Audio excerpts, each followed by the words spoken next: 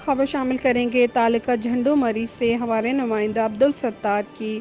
तालुका झंडोमरी में आज रईस गुलाम अब्बास मरी और शाहनवाज मरी की सरबराही में एहतजाजी मुजाहिरा किया गया है। रिपोर्ट देखिए अब्दुल सत्तार की।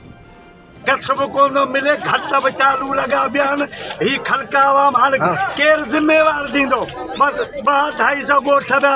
जगह पानी में बुला बयान नेठ उन में 30-40 मारू मरंदा उन्हें जिम्मेवार केर मारू मरंदा अज मरन हिकड़ा मरी हिकड़ा मरंदा ही रुगो माल खाने पोया ही केड़ी हुकूमत है असा के का खबर कोनी पे ही मारू जा बुटन मरन हर गाल अञा पानी जा छोड़ थींदा वञन ही गो अशरा पर हुकूमत असांजी वज़ीर आला के अपील टपील